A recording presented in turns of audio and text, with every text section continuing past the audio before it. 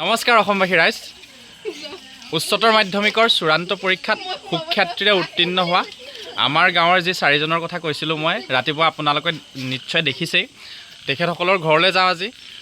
পৰিৱেশটো দেখুৱাম আপোনালোকক কাৰ কাৰ ঘৰত খানা হৈছে কাৰ কাৰ ঘৰত নাই হোৱা লগতে তেওঁলোকৰ অনুভৱবিলাক ল'ম আৰু আপোনালোকে চাই গৈ থাকিব ধন্যবাদ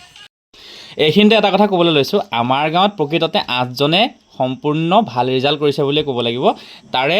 দুজনৰ ছেকেণ্ড ডিভিজন এজনৰ থাৰ্ড ডিভিজন আৰু এজনৰ ফাৰ্ষ্ট ডিভিজন আৰু তেওঁলোকলৈ মোৰ ফালৰ পৰা অভিনন্দন থাকিলে এতিয়া আমি আহি পালোহি প্ৰথম থমাছ হাজৰিকা ঘৰত মোৰ ভাইটি আৰু খুব সুন্দৰকৈ এই উত্তীৰ্ণ হৈছে আজি তুমি কেনেকৈ উত্তীৰ্ণ হৈছা ভালকৈ আমাৰ ফেচবুকৰ মোৰ বন্ধু বান্ধৱীসকলক তথা অসমবাসী ৰাইজক জনোৱা নমস্কাৰ মই এবাৰ 2026 চনৰ উচ্চতৰ মাধ্যমিক পৰীক্ষাৰ্থী মই 2024 চনত মেট্ৰিক পৰীক্ষাত উত্তীৰ্ণ হোৱাৰ পিছত বিজ্ঞান শাখাটো বাছি লৈছিলোঁ উচ্চতৰ মাধ্যমিকৰ কাৰণে আৰু তাত মই নিজৰ কষ্ট আৰু মা দেউতাৰ আশীৰ্বাদ তথা বিদ্যালয়ৰ সমূহ শিক্ষক শিক্ষয়িত্ৰীৰ সহায়ত মই 82.48% পাবলৈ সক্ষম হৈছোঁ বিজ্ঞান শাখাত মই আকৌ জনাই দিছোঁ বিজ্ঞান শাখাত 82.4% পাইছে মোৰ ভাইটি থমাছ হাজৰিকাৰ আৰু তোমাৰ ভৱিষ্যত উন্নতি কামনা কৰিছোঁ আৰু 5টা বিষয়ত লেটাৰসহ ডিষ্টিংশ্যন পোৱা এইজনী হৈছে স্বপ্নালী আমাৰ গাঁৱৰ আমাৰ গৌৰৱ মোৰ লগৰ একেলগতে ভাওনা কৰি থকা পৰাগক চিনি পায় পৰাগ নমস্কাৰ এটা দি দে পৰাগৰ ভণ্টি আৰু তাইৰ নাম হৈছে স্বপ্নালী খুব সুন্দৰ স্বপ্নালী হাজৰিকা খুব সুন্দৰ ৰিজাল্ট কৰিছ আৰু তাৰ কাৰণে তোক মোৰ ফালৰ পৰা বহুত অভিনন্দন আৰু পাৰ্চেণ্টেজটো কিমান টোটেল 85.7 আৰু ভৱিষ্যত জীৱনটো সুখৰ হওক বহুত সুন্দৰকৈ যাতে আগুৱাই যা এতিয়া পালোহি অনুৰাগ বৰুৱা ঘৰত 3টাত লেটাৰ আৰু পাৰ্চেণ্টেজটো কিমান আছিলে কৈ দিয়া নেকি 80.8% পাইছে 80.8 আৰু খুব সুন্দৰ ৰিজাল্ট কৰিছে আৰু মই ইয়াক এটা কথা আৰু চিনাকি কৰাই দিছোঁ কেইদিনমানৰ আগত মই আমাৰ বিধায়ক মৃণাল শইকীয়াদেৱৰ আৰ্ট কৰা যে ফটো এখন যে দিছিলোঁ যে আৰু বহুত মানুহে মৰম দিছিলে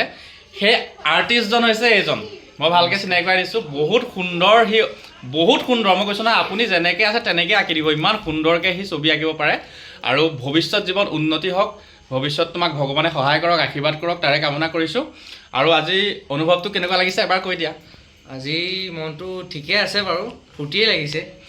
আৰু খানা আয়োজন হৈ আছে আমি এটা খানা খাবলৈ সোমাম আৰু আহিমগৈ আৰু এঘৰ আছে আমি তাত সোমাই আহিলোঁগৈ আপোনালোকেও চাই থাকক ধন্যবাদ